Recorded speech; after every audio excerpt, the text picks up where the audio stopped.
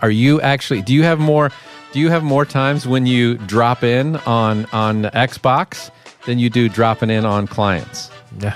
A week. Yeah. Ask yourself those questions. If you are, guess what? That's a sign of the big L. Hello and welcome to episode 36 of the Life Insurance Academy podcast. I'm your host, Austin Lopes-Silvero, and I'm here with Chris Ball, Zach McElwain, and Roger Short. The LIA podcast takes you into the conversations of top producing life insurance agents so that you can level up your business. For episode notes and resources, and to be the first to know about new shows and announcements, visit liapodcast.org/subscribe and follow us on Facebook, Twitter, and Instagram at Life Insure Acad. We have a packed episode for you, so let's jump in. Guys, what are we talking about today? Today we're talking about the things that people need to remove out of their lives to be successful.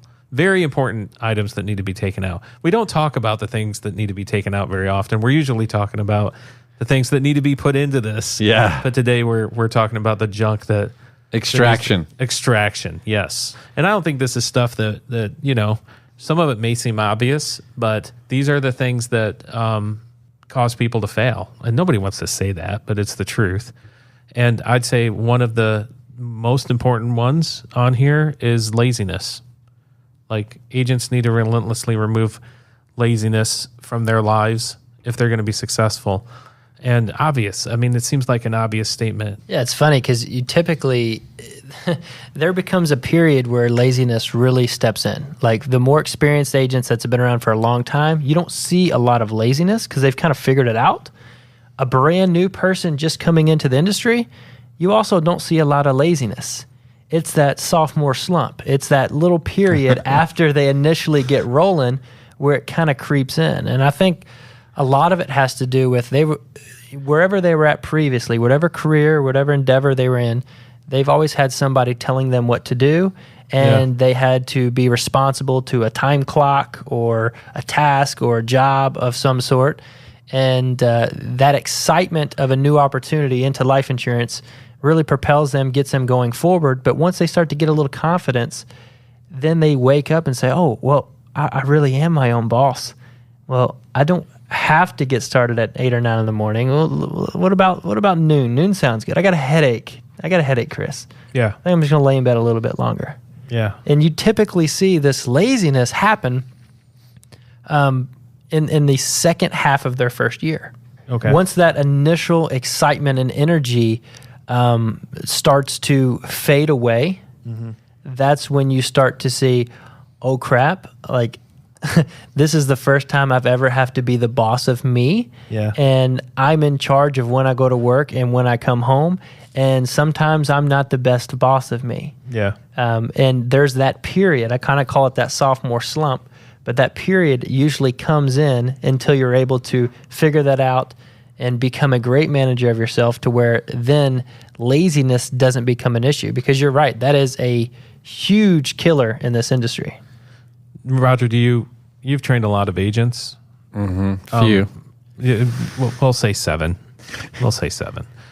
That was a joke for the listeners. Do you see that? When do you see that happening typically? Do you agree with that? Like the first? I think it can sneak up on you at any time. Mm-hmm. I really do. I mean, I've seen people who've been in the business, had 2 great years, and then they just kind of slide. They just start to drift. Mm-hmm. Sometimes it's a comfort level with their income. Sometimes it is, extenuating circumstances where the sense of urgency to go to work is no longer there. Burke Hedges in his book, You Inc., talks about, and you've heard us talk about this in other podcasts, but he refers to the fact that you're your number one employee. You're also the CEO of your own business. And as a self-employed life agent, sometimes laziness really may just be lack of self-discipline. Yeah. It may be like, I've lost that sense of urgency. I don't have to be at the office at 8:30. Nobody's going to write me up if I don't show up. I have more sick days than I've ever had before in my life, so let's use those. Actually, let's take Friday off and go away. So it just becomes, it starts to become a pattern. And And unless you're accountable to somebody, it can really slide into a lack of effort that's probably more attributed with you not being self-disciplined to manage your own activity and understand you're the CEO of your own business. The thing that's interesting to me about the laziness conversation is nobody wants to use the word lazy. No, And, it's almost offensive. right, and nobody wants to. Nobody will ever identify as that moment being a lazy moment, because they found a way to fill their time with something else. So I think one key to this is, if you're listening to this, you have to kind of do a moral, I don't know if it's a moral inventory, but an inventory of your time over the last 2 weeks. I think that'd be a good way You got to interrogate yourself. Yeah, you have to interrogate yourself, and a willingness to say, I'm going to relentlessly, there's that word again, remove all excuses. Because maybe you had a headache, but how bad is the headache that kept you from going to work? If you were at your job and you called in for the 5th time in 2 weeks, 3 weeks, man, I've got a headache, they're probably going to say you need to go on disability. Well, how do you know if it's an excused absence versus laziness? That's what I'm. Because that's if what I'm getting taking to. a self-inventory, I think they're all excused absences. I got doctor's notes. Right? Yeah, yeah, you got plenty. Back in school. Well, nobody ever wants. You said nobody ever wants to say I'm lazy. Yeah. Who wants to say that? What man or woman if you're listening today, you're not going to stop and say, "Yeah, I'm lazy. I acknowledge it, and I'm going to be accountable to the people around me and let them know that I'm lazy." So therefore, they don't have to. Nobody wants that moniker. Nobody wants that name. Nobody wants that label. What are some of the signs that laziness is setting in? That's a good question. You drop your lead order. You cut the amount. Like totally, or just like I would say marginally? Reduce. The very first thing is, I think these are very clear. The first thing, your work day is getting shorter. You're getting out later in the morning, and you're coming back home earlier. And you're taking longer breaks. Yeah, those are the very first symptoms, and then you reduce your lead order.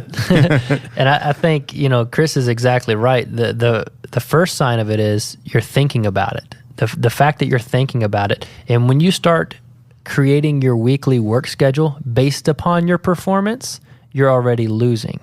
The most successful people, they have a commission-based job where it's based upon their efforts, but they have their work schedule structured as if they were at a corporate job. Like, this is my time to work. This is my time to come home. These are the amount of days I work. These are the weeks that I work.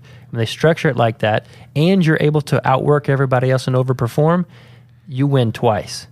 It's when you start to say, like Roger said, "Oh, I'll just go out late," or I'm not going to go out Monday, Tuesday, but I'm good enough at what I do. I'll make up and just hit my numbers on just the last couple days of the week.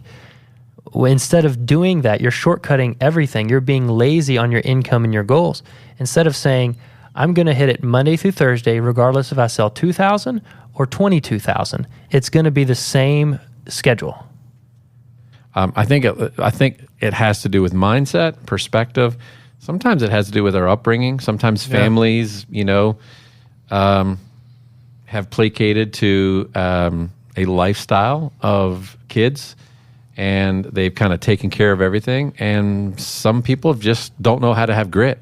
Mm-hmm. And so if you're one of these people hoping that this is a free ride, you can stop listening now. You can jump off this podcast and get on over to one that talks about, traveling for 6 months in Europe. Because there's plenty of those also. Yeah. But if you think you're going to slide in here and it's going to be an easy ride to $100,000, it's not. You got to be gritty. If you don't have the grit factor going on in your life and you're willing to push through and start your day when you should, you need to reevaluate if this is the right career choice for yourself. Are there any other signs or symptoms of laziness? I think it's a progression. I'm reminded of Susan Scott's statement, like it happens gradually and then suddenly. Yep. And it is cutting your work day, cutting your lead order, cutting the days you work. I would say also cutting your affiliation or your communication or your community. Yeah. I mean, that is a key piece, man, because we start hiding. We say isolation is where failure happens. Community is where success happens. And it's almost like clockwork. I mean, the very first thing is... You quit looking at the leaderboard. You quit talking to people who are successful. You're not sharing your activity. Like, you're just digging yourself in. And then... You're making a lot more excuses for yourself. Yeah. You start to get headaches 4 times a week. You're hiding. Basically, Austin, it's what you said. You start to hide. You're not physically hiding, but you're hiding. You're not exposing yourself. You're no longer engaging. You stop looking at things because it depresses you that other people are having success and you're not. So maybe if I don't look at anyone's success, it'll motivate me to be better. Wrong. That's wrong. That will never happen, right? You have to lean into it until it frustrates you to get out of your own way and to move past the psychological barrier that you're dealing with, to connect with somebody who helps you, think right. It will challenge you. Yeah, it's going to push you. And that pushing sometimes is uncomfortable, and people don't want to go through the discomfort, so they avoid it. Yeah. And then the avoidance looks like starting at noon, finishing at 4, so we can get on, Call of Duty. But maybe writing down, you start at 10 and ended at 6. Yeah. And I worked all my leads by Tuesday, so I'm going to go home. I'm telling you, I will tell you now, if you're lying to yourself, if you're working final expense and you are not hitting prime time between 5 and 8:30, you are not making money. Like, those are prime time hours, man. Like, people wrap up at 6:30. They're going to go home and have their dinner and hang out. If you can put three or 4 nights out, you're going to change your life by putting in primetime hours. I would challenge people, like, if you know how you can do the time thing on your phones? You can see how much screen time you've had. Oh, yeah. Uh-huh. I would challenge you to do a test with yourself. And that test should be, I'm going to view how much screen time I had on this device versus how much time I actually spent talking to people. Right? Frank Betzger, in his book, How I Raised Myself from Failure to Success, says any person who is willing to tell their story 3 or 4 times a day can't help but making good in this business. So those 3 or 4 presentations, add those up and see if it's more than your screen time. Yeah. And okay, if that's not it, I'll add your screen time and your gaming time. Xbox, PlayStation. Are you actually, do you have Netflix. more times Netflix, when you PC. drop in on Xbox than you do dropping in on clients? Yeah. A week. Ask yourself those questions. If you are, guess what? That's a sign of the big L. Right? That's getting to a place where you're placating and you're finding other things to fill your mind and your activity without having to do the actual work, because somehow you're getting some satisfaction from that video, from the Instagram feed, from watching another TikTok dance, for whatever value that brings to you, or dropping in and shooting at some virtual dude You're in solving California. virtual problems. You're solving virtual problems in a real world, right? It's time to move past that. Yeah. So how do we remove laziness from our lives, from ourselves, or even more so, maybe how do you prevent it? I would say you have to have a running buddy that it is full honesty, who has the right to say, challenge you in your symptoms. Yeah. Who will challenge you in your excuses. Like, is this a real thing? What if you had a job? Would you go to work? Asking you good questions. Are you accomplishing your goals? But they have to, you're giving them the keys to your life in a way. Yeah. Especially if you're predispositioned to this type of activity or thinking. I think that person takes a level of transparency. has to be a mentor as well, because it doesn't help you if you have a running buddy and they're just as lazy as you. Right. Or lazier, right? And they're like, when are we dropping in, Zach? Then you're both on Call of Duty. They need to be an accountability partner or a mentor or both, honestly. You need to have goals. You need to get down to the root of the laziness. Why am I not motivated to get out of my house? What is going on? So you need to have goals, you need to have dreams, and you need to have accountability partner and mentors. All of those things are going to be crucial, and to check in with them and redefine those goals, because goals change, people's change. You can have a crazy year like 2020. You never know what's going to happen, but to be able to realign and run on something, and it keeps that motivation, that fire inside of you, and that's what really eliminates and prevents that laziness from really setting in. The next big one that successful agents relentlessly remove from their lives is, and this is I know it sounds kind of funny, but it's personal drama. Drama. Save the drama for your mama. Is that a saying? Is that what people say? As is the that world what the kids turns. are saying? Well, that's what it feels like sometimes, man. We brought on agents who I feel like had great potential, but they could not stop getting in their own way with attracting. They were attractors of dramatic issues in their lives, where they were not managing relationships well. And they would carry that like a big box of issues into the home. And I would say, one piece of drama that I've seen come into this business is a lack of support from a spouse. If you aren't on the same page, it is very difficult to be successful. If there aren't clear expectations.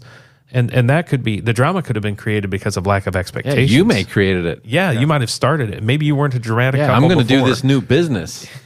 And then you're not going to work till 1, and then you're coming home at 11 every night, 4 nights a week. And your family's like, I didn't sign up for this. Yeah, absolutely. Yeah. Or even how income comes in, or how are you on the same page? Your expenses. Yeah, how you spend your money now that you have commissions coming in versus a steady paycheck. Like I've seen those things eat at couples because they weren't prepared and didn't have clear conversations and expectations set out from the beginning. But then I think there's another piece of drama where people are before you move on, like I part of this expectations as well as like the finances of this opportunity do work a lot differently. Like it's not just the income, but like if you're in a program where you're paying for your leads and your spouse doesn't understand that you're spending the investment hundreds of dollars a week, but then you're making thousands of dollars, like, and they just see this money going out. Like, I mean, that in itself, that's an expectation you need to set a conversation, like, because they might not understand investment mindset. They never complain about the thousands coming in. It's the thousands that are coming in. Then 2 weeks later, you have a couple hundred come in. It's the fluctuation of the up and down is really what throws a curveball in there. And understanding that this is a commission-based opportunity. That's why I always recommend agents to pay themselves a salary so it's consistent. And then that means your emotions are consistent. You can depend on the income you're making. It really eliminates all of that with you. Yeah. And Chris, when you talk about, the most successful agents relentlessly remove personal drama, sometimes you can't avoid that. Sometimes it's there, but what you can do is you can be a professional and know when to not wear it on your clothes when you're out there with homes, if you know what I mean. You're able to, I don't know the word I'm looking for, but it's like a reset before you go into the client. We say compartmentalize. Segment or compartmentalize. And understand that, well, whatever you all need to solve at home, or whatever issues are going on, those need to stay at home. You need to focus on you being a professional and you being serving clients the proper way. Because you don't need your clients hearing about your personal life. Yeah. You don't need to walk in the door, looks like you got whipped with a wet towel, and looking all sad. You need to be there for them. You need to be the bright spot in their life. I look twingy when I get hit with a wet towel. I don't know if I look sad unless it's the next day. No, it's so you twingy as you're getting hit. Yeah. But if you got hit 1,000 times, you would probably afterwards you look bad day. Yeah, just like a bad day. World, guys.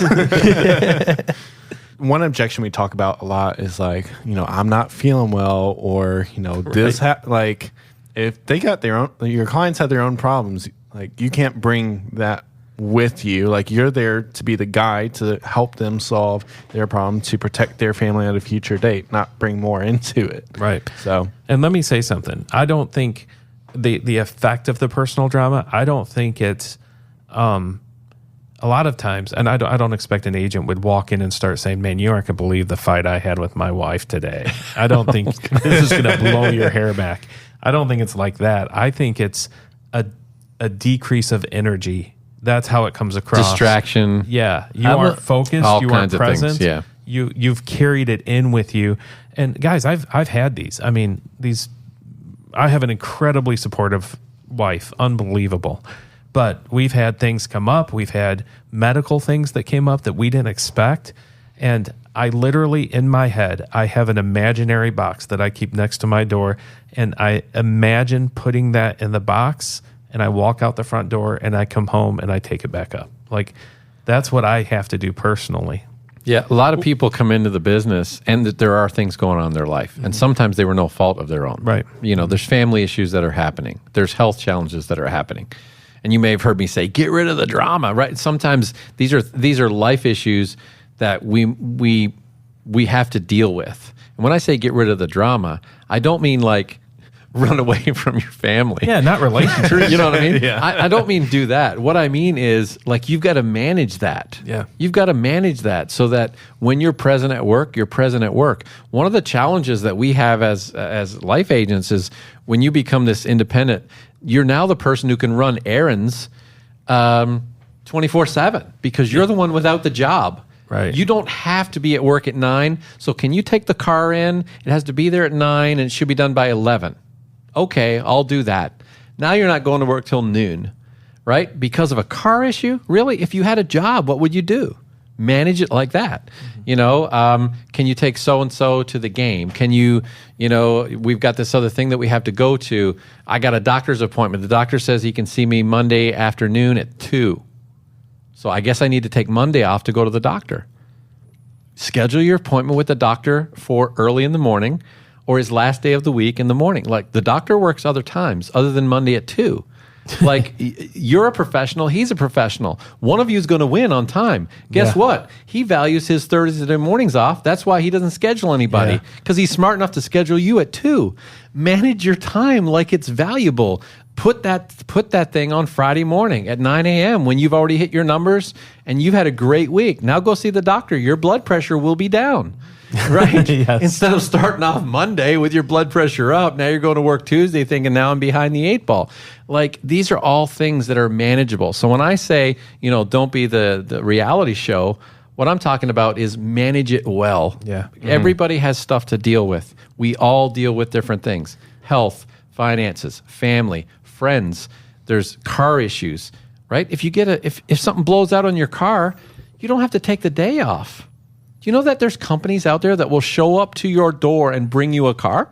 No way. Yeah, and you can get them for as little as $30-$40 a day. Did you know that? Yeah. But some I've done agents, it before. I've had to do it some before. agents will take the entire day off because their car is not working. But they wanted it to. I mean, in some cases, They will wanted take it the to. entire Yeah. day off because their car is not working. So I can't go to work because this is wrong with my car. Get the rental car. For $40, you just cost yourself $1,500. Yep. That's Like expensive. put a time value on that. Manage the stuff in your life, and you'll start to become drama free. Mm-hmm. When you become drama free, life goes well, right? The things that are supposed to go right go right. When you're working, you're working. You're not doing everything else while you're trying to work. Yeah. The two things have happened, just in our organization alone this week that I think are great examples of it could have been drama, but it actually turned into this great opportunity for business. One story, an agent made a turn out of a client's driveway, took it too tight, ended up in the ditch, had to get his car towed. The drama would have said, man, I wrecked my car this week. Like, I'm going to have to get it towed. I'm out. So, I'm done until I get my car figured out. This agent wrote a policy with the tow truck driver's wife or a relative. I think it was the wife of like $825 AP. That paid for his tow truck. Like, that is, And he made money. Yeah, Yes, and he more made than money. that. And that's his new strategy. I think No, that's what he said. He's going to you start should not backing try into Ditches. more ditches. Yeah. And then we had another agent, when you talk about family, he had a daughter, I think it was, get sick. And so he had to stay home with the daughter. Well, that could have been it, but he actually picked up the phone and started doing telesales while he was stuck at home with his daughter and had over 1,200 AP. With his son. With his son. Yeah. Had over 1,200 AP just with one previous client. Right. This is where you have the choice to either sulk in the drama or be actionable and take that next step. And that's Action always wins. Action wins. Always. Yeah. Exactly. One foot in front of the other. Keep moving forward. Yep. Manage it. There was an old saying that my family used to have when people would be going through hard times. They say, handle it. Yeah. Like you complain about something. They were like, are you done? Handle it. Okay, now let's go back to work. Yeah. It's like, handle it. Like, get on with it. Like, deal with it. Move on. The next big piece that needs to relentlessly be removed is defensiveness. Dude, I'm so guilty of this. Are you? I get defensive, buddy. just about everything. Everything? I'll own this. When you talk about ownership, is this confession time? Yeah. I mean, all right. hey, give us some examples, Austin. Back to the podcast. This is probably the most common, I guess, trait that I see in the homes when I talk to agents that may be struggling for the week. It's okay. Well, I did this right. I did that right. My presentation was perfect. I built tons of trust. They loved me. Everything was perfect. It's just something else, and them as the agent couldn't have done not one thing differently. And nobody in the world, if they don't sell the app, that's because nobody you're the best in the trainer, world Zach. would have ever been able to sell the app, you know, but it's like that. Or the other one you hear all the time, nobody was home. Not one of them, not any lead. I couldn't all week find long, anyone. Morning, night, no matter what I did, phone call, hid put a under tent their in their bed. front yard. They weren't home at all ever and will never be home. Like, They all went to Mars. But then nobody wants those follow-up questions, Zach. So did anybody call you back from delivery notices? Oh, yeah, I didn't have any. yeah. So did you call anybody? Well, I'd rather go show up and knock and catch them at home rather than phone call. Did you ask the neighbor to make sure they weren't out of town, or what time do they normally get home? No, I don't do that. Or, it's always something. Just like I was saying, it's they've done everything right in the home. Nobody in the world would have ever got that app if they didn't. And then, sometimes you hear that every single lead, nobody would have ever found them home. They probably don't even exist. These are fake homes, fake addresses, all of the above.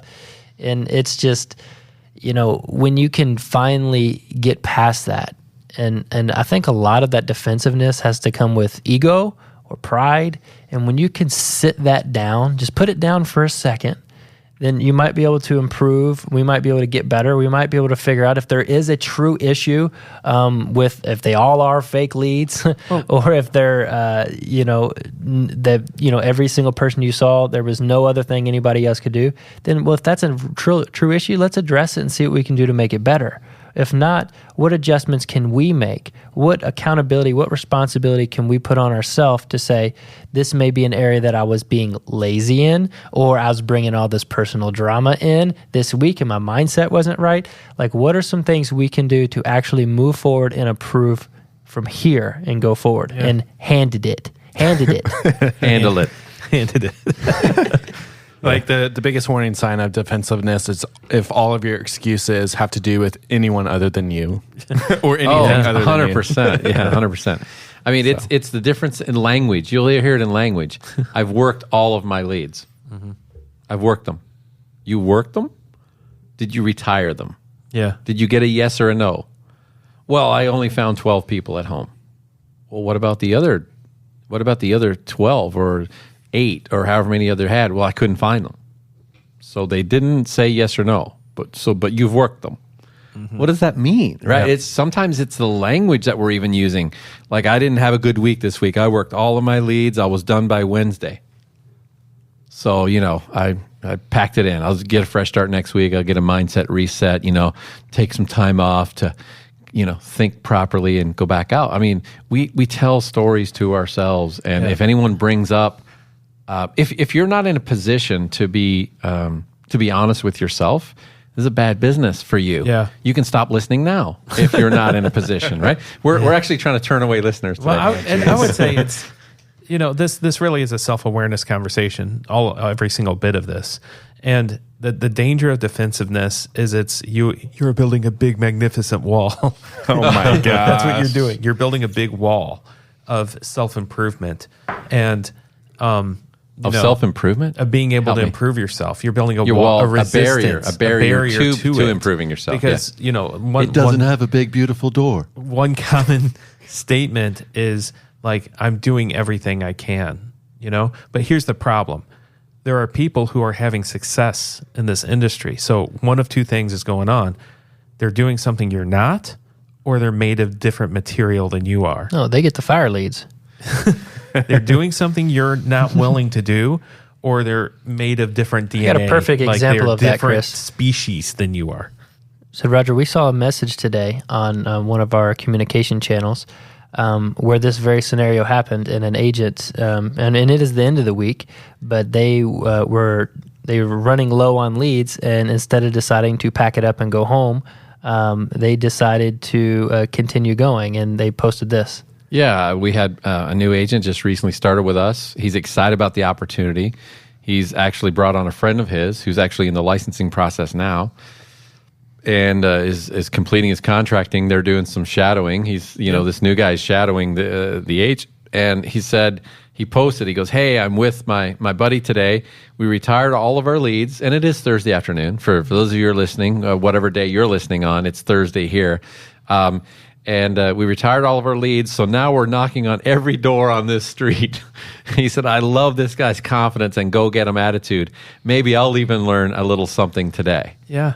Like, that's a different approach. That's not being defensive about having a good week or a bad week. And I don't even know what the agent's production looks like. The thing I love about that last statement, maybe I'll even learn something. Yeah. Like, if you are always a learner with an attitude of learning, then you will always find success. It will happen. So if you're having a series or a string of issues, maybe it's in your process that you have to wake up a little bit and say, maybe my energy was low because of drama. Maybe I've been lazy. One of those two things. Or maybe it's just a series where most people will want to lean back versus leaning in. And you just need to listen to somebody who's been down the road and say, you might need more leads. Instead of getting 15 leads or 20 leads, you might need to push into 25 or 30. Yeah, and see what happens for a while and get that production running. Yeah. And but that line, when you draw a line in the sand, you are limiting yourself. You usually learn more as the teacher than you do the student. Yeah. Yeah, so big shout out to Ryan today. If you're listening, Ryan, kudos to you, man. And Will, great job. Yep. I love the tag team. And one of the best things for Ryan is that's going to make him better is by always having someone in that passenger seat, huge, like dude. Zach said. Yeah. When you've got a Will in your passenger seat that you're trying to demonstrate on how to have success, you're going to look for every opportunity. Yeah. You're not going to look to be defensive about why it's not working. Yeah. You're not going to have that conversation with your new person. So, hey, one of the best ways that you can move from, moving past the apathy of laziness or the personal drama or even being defensive about things not going your way is to refer somebody into the business. It is medicine. And put them in your seat. Mm-hmm. You will perform at a significant higher level, and your product. See, I'll tell you this, guys. In my former career of advertising sales, I don't know if you guys, but we used to do this all the time. You know that National Day, Take Your Kid to Work Day? Yeah. I don't know what day that is, but as you know, I'm the dad of 3 daughters. And my 2 older girls were in elementary school, and I used to look forward to those days. I almost wanted to make up another day of the year so I could take. But I would alternate. Cool. I would alternate, and I would have Maddie or Olivia with me in the car, and we'd go see clients and business clients, business to business sales for advertising, and I sold everybody on those days, everybody on those days. Because a different thing takes place with the client and you and someone watching. Like, they want to actually help you win with the new person that's watching. Like, if something different happens, you're performing at a higher level. You don't want to let this person down. They're your kid. They're your new person. They're this new referral. There's a friend of yours that had a career change or got displaced because of COVID. They're sitting in the right seat of your car. And now you're with a client. Something different happens. It's happening different with you. The client responds differently, and you're teaching somebody. So, man, we used to close everyone. So I'd recommend one of the best ways to overcome these things is to hire somebody. As far as indicators, here's defensiveness. Maybe you haven't ever really thought about it, especially if you have a fiery personality. It's you feel that resistance, or not the resistance, but that fire build up, and you instantly respond. I would just challenge you, to take a moment and don't say anything. Yeah, if you speak before you listen, that's the biggest indicator right there. Of being defensive. Yeah. But Chris, look at everything else I'm doing. I can't get these emails out. You're right. You're right. It doesn't work anymore. It Can't get these emails out. There's a callback, Austin, the accountability, man. Yeah, but even just drop the coals on you again. That conversation as an agent, and you're hearing, this is probably related to your energy level. This is probably related to drama. This is probably related to your activity. It always goes back to activity. This is probably related to those things, and your instant reaction is to give a defense. You need to check yourself before you wreck yourself. I knew it was coming. We knew that was coming. You just need to just pause for a minute and don't say anything. And say, is there merit to this? And that will change your life. It will change your life. If you really think that all the excuses that you give yourself are true, and you believe that, you should probably apply for disability. Oh my God. You should do something different. Right? You should do something different. Yeah. Mm-hmm. What's the final thing they need to remove that we're talking about today? Yeah, procrastination. Putting things off. Took us a while to get here. Yeah, we've been procrastinating on this one. Yeah. I feel like in a lot of ways, these are all related, but this one can be a result of the other three. Mm-hmm. It really can, because if I'm making excuses, well, I am procrastinating. I don't want to go out. I'm sitting there squinching my eyebrow as hard as I can, trying to generate a headache just because I don't want to go out. Squinching. What is squinching? Try it. I'll send you over there. Yeah, it works. But procrastination is crazy because so this can come in many forms. When you're new, sometimes you want to procrastinate because of the anxiety and fear that's built up of knocking on your first door. Yeah, the unknown. Mm-hmm. The unknown. You don't know what you're going to do. You don't know how you're going to perform, but you want to do good. You have anytime anybody ever procrastinates, this is what doesn't make sense to me. You're going to do it anyway because you have to, right? You have to. You procrastinate on going to your first door knock, doing your first presentation, trying to take care of every chore in the world at the week. But at the end of the day, your bills got to be paid. You have responsibility to your family, so you're going to do it anyways. Just go ahead and get it done. Sometimes people will procrastinate because I don't know enough. Yeah. Right. I need to learn more. I've seen that. I need to be better prepared. I need to have everything written down. Maybe not this way. I need to review this. Can I come review it with you again? Because they're processors, and sometimes processors have to make their list. They have to go through their list. They have to evaluate every part of the list, then cut things out of the list, then rework the list, then prioritize those top 3 things, and then make notes under those. 4 weeks later, you still haven't gone out and done your first presentation.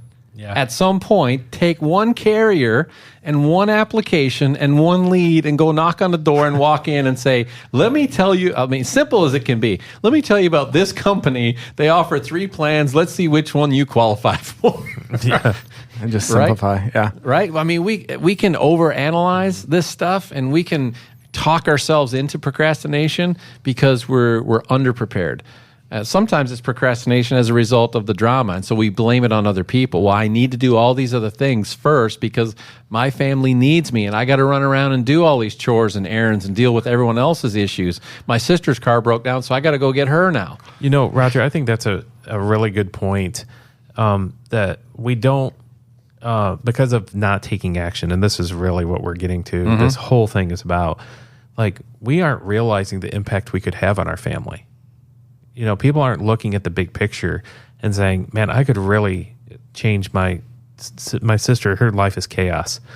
And not my real sister, but, we're using this example. Yeah. My family members has a lot of chaos. I seem to be helping a lot, but I can help in a totally different way if my financial position was taken care of.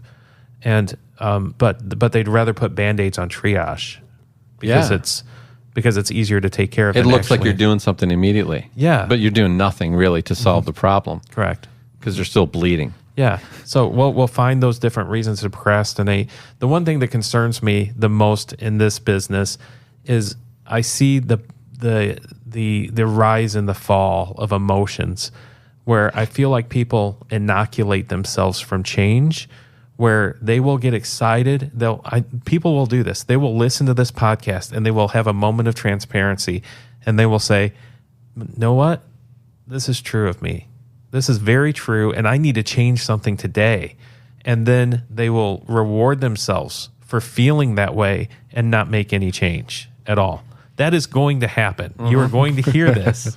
What is the drug that triggers in your brain when you tell yourself you're going to do Is something? it dopamine? Dopamine. Is it? Yeah. Yeah. So you actually reward yourself by your intention. Yeah. Our clients do that. It doesn't even take action. And you reward yourself. I'm going to do that. Can you imagine Therefore, if I feel great about it. we got paid on intention? Oh my No. goodness. Them emails would have been sent out months ago. So we always say this, that if you haven't heard it before, write this down. We judge everyone else on their action. We judge ourselves on our intention. Yeah. If we judge ourselves the way we judge others, our life would dramatically change. Because we always tell ourselves we're going to.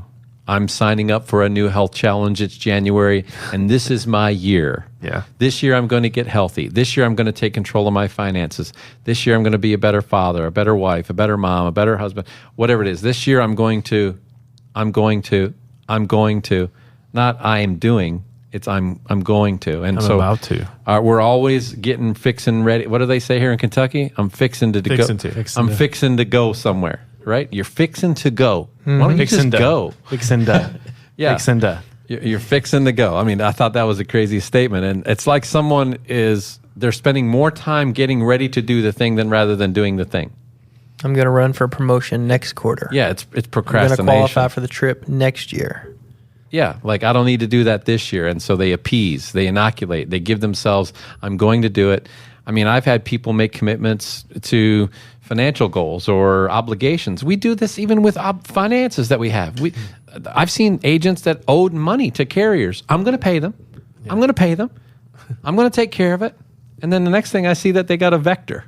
A vector is you didn't take care of it. Now you're like getting banned across the insurance world. If you're listening and you don't know what a vector is, find out and don't ever do that. Yes. Don't ever get one. Because now, but somehow Chris, what you said, they inoculated themselves. Yeah. They took a vaccine. They did something that made them feel good about it, but they actually didn't take any action. I got one that we probably hear the most often. At least I know I do. You guys would probably agree. I'm going to put in a full week next week. Oh yeah. Next month. Next month, I'm going to hit this. I'm going to do that. I'm about to. I'm getting fixing to. Yeah, I'm a gonaitis. I'm a that we talked gonaitis. about last episode. Yes. Yeah, this is a big one. And if you're going to be a successful high producer, then there is no room for any of this stuff. There just isn't. And it's really hard to I want to say it's impossible to do it by yourself.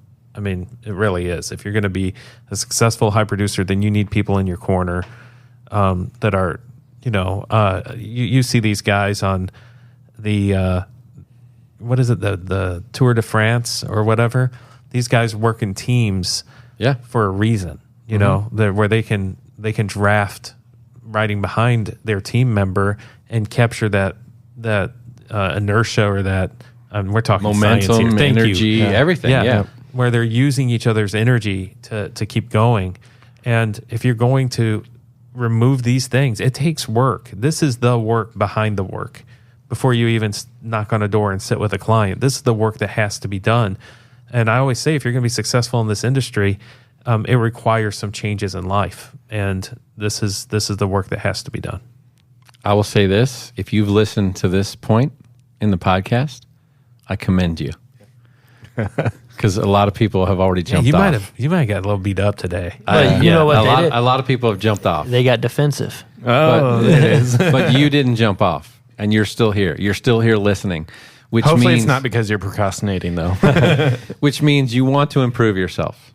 And that desire to improve has to now take action. And so ask yourself, are the things in my life translating into me not going to work, what other people will see as being lazy? For you, it may be another justification. You see, because you intend or you've justified it with your intention, but other people are seeing your actions. And your actions is they're not working. Why aren't they working? They're lazy. That's how that translates. So, or they're dealing with their drama. You're actually ready to move past that and manage those things and handle it. You know, you're actually listening now to the point where you can take your guard down and say, you know, that is me. I do need to get connected. And here's your procrastination challenge. Here's what we're going to leave you with. Do not wait. When this podcast stops and it hangs and when we're done and it ends and you hear Austin give the outro and promote something that he's going to promote, you need to pick up the phone and call somebody that's going to help you be accountable and say, hey, listen, let's get some time together. I want to move from this that's keeping me from inaction to action, and I want to take action on these steps. And lean into somebody. Get yourself a good book. Start reading something. Success Principles. Burke Hedges, You Inc. Success Principles by Canfield. How I Raised Myself from Failure to Success in Selling by Betchker. Like, there's 3 great resources right there. Yeah, and like I said, if you feel like this podcast has helped you, and if you really think that, hey, some of these are me, and I guarantee it is, because it's all of us at some point, or we wouldn't have known these if we didn't experience them ourselves. But write these things down, send it to us in a message. I would love to see, how you've been defensive or what you procrastinated on or how you were lazy and how you've overcome it or how you're going to overcome it, not fixing to overcome it. That's a wrap for today's episode. The guys gave you some great next steps. You can find all of the books we talked about, as well as some of the ways you can reach out to us on the show notes page at liapodcast.org/EP36. That's liapodcast.org/EP36. As always, thanks so much for listening to the Life Insurance Academy podcast. If you enjoyed this podcast, make sure to subscribe wherever you're listening, rate us 5 stars, and follow us on Facebook, Twitter, and Instagram at Life Insurer Acad. The Life Insurance Academy podcast is hosted, edited, and mixed by me, Austin Lopes-Rivero. This episode was produced by Chris Ball and myself. Our theme song is by Flashing Lights. We'll catch you on another episode. Until then, stay safe and go be a difference maker.